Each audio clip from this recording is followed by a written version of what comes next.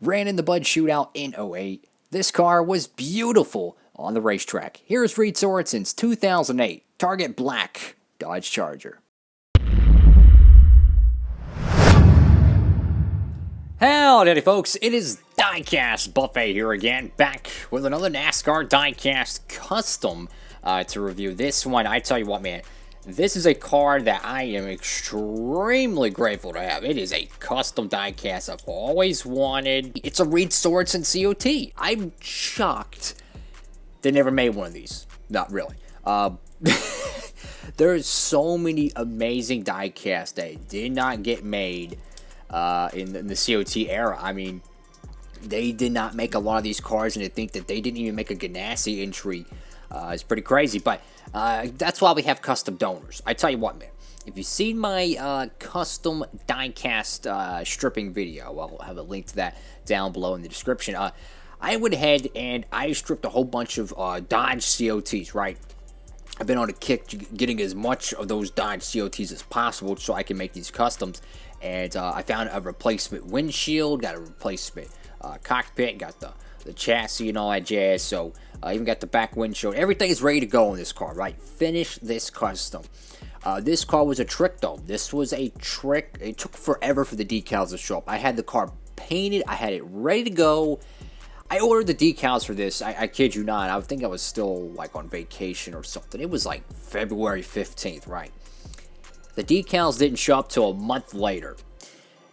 Of course, there's a lot of crazy things going on, you know, around the world. But the decals, they took their sweet time, unfortunately. But you gotta be patient. You gotta be patient. So I had the car ready to go. So as soon as the decals showed up, we could start wrapping this joint. And I tell you what, man, this car is one of my favorite custom COTs. Clear coat does kind of come off a little bit of like a satin look, and the reason for that is the clear coat slightly fogged. I was trying, it was like I was running out of time, right? It was like 6 o'clock, you know, sun sets in springtime in the south part of Texas, about 7, so you had like about an hour, right? And you want to give it about 15-30 minutes before you want to let these things dry before you start touching them and moving them around, right? The car was running out, I was running out of time. I did not want to drag this diecast out for another day because I have to work on a car I have to wait 2 days or 3 days every time I have time, because that's how my schedule works. I work 2 off, work 3 off, and I didn't want to delay it, so I went ahead and I kept clear coating. I got a thick clear coat on it, but it fogged just a hair, and you can see how it doesn't shine here. Like, look at that window, how it shines, right? That's a good shine. This, it kind of like, it's like a slope. So unofficially, this has like a satin finish to it. Get the Target logo here. This is, you know, the new decal system I've been using. It's some of the best decals you could buy in the world, honestly.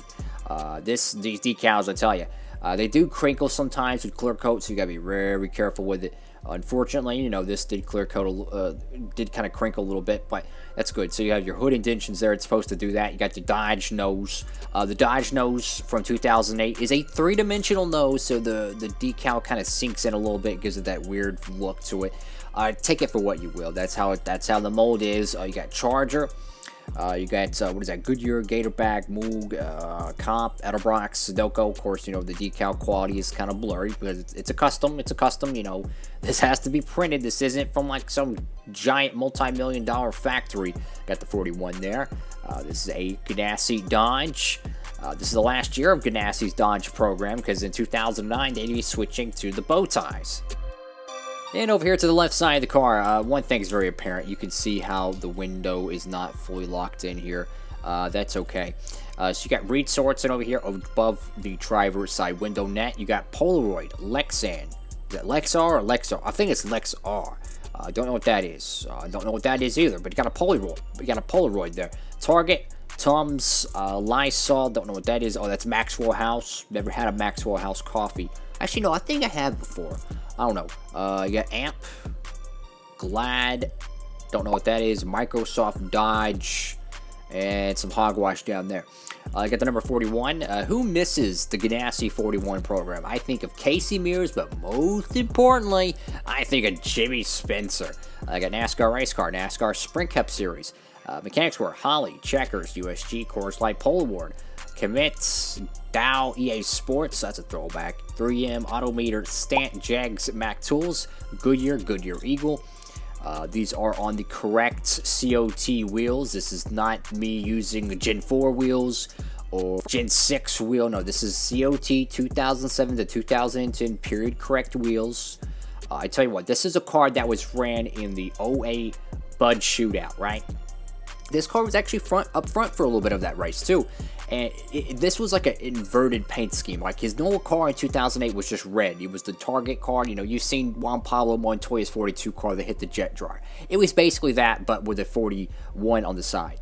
This was like a special paint scheme he ran in the Bud Shootout, and I loved it, man. I love the paint scheme. You know, all black, simple paint scheme with the Target logos. I had to do it, man. I had to. Good luck reading whatever's on the B post. I see Bosch, I think I see a Microsoft, and I see a Dodge logo. That's about it.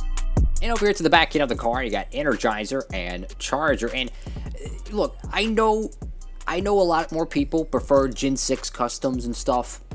I'm a COT guy, okay? I love the COT diecast. That's my bread and butter.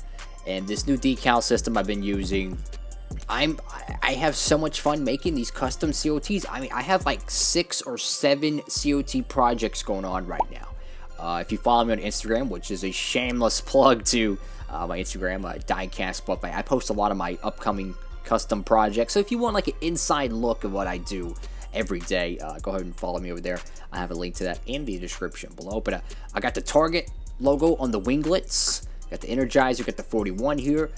Just a very simple, you know, gloss paint job. But I tell you what, man, simplicity is sometimes the best. And over here to the right side of the car. Now, I know the decals are not the highest quality. They're, you know, they are losing a little bit of contrast and some saturation. That's okay. It's anytime you take a form of media, whether it's a film, whether it's a photo, and you put it onto digitally to physically, you can ask Race Day 2011 about this, it loses resolution, it loses color, it pixelates. That's just technology, because you're taking something that's digital and you're putting it on something that's physical.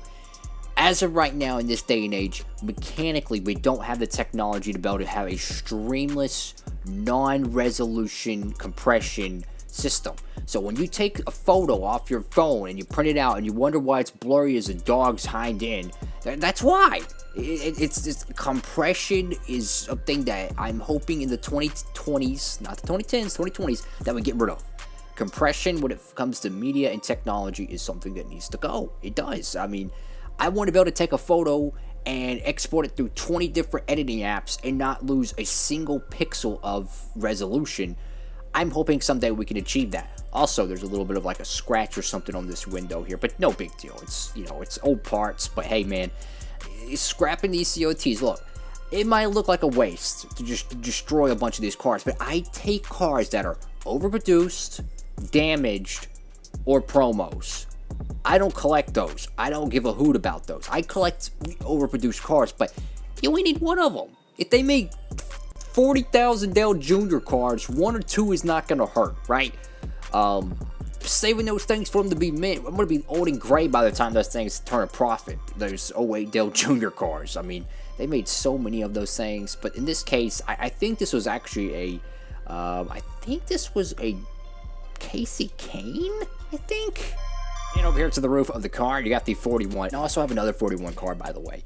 I'll be reviewing this soon. It's the silver custom. I'll be doing a review on that hopefully soon. You go over here to the deck lid. You got the 4 targets. Yeah, pretty cool. The spoiler was all black as well. The winglets weren't painted, so I just left it like that. You know, it's funny how I'm a Chevrolet guy. I'm a Hendrick Motorsports guy. I'm a Chase Elliott fan. But I have a soft spot for Denny Hamlin COTs and Ganassi Dodges. I tell you what, making Ganassi COTs in general, because I got some Ganassi cars I want to make. I tell you what, man, this car, I freaking love it. I love it. This is a car that I can compare to like the JPM 09 or the 010 Impala. But I tell you what, man, I want to one day make the proper primary 2008 paint scheme for good old read Sorenson. That's something I want to do down the line. That's something I want to do.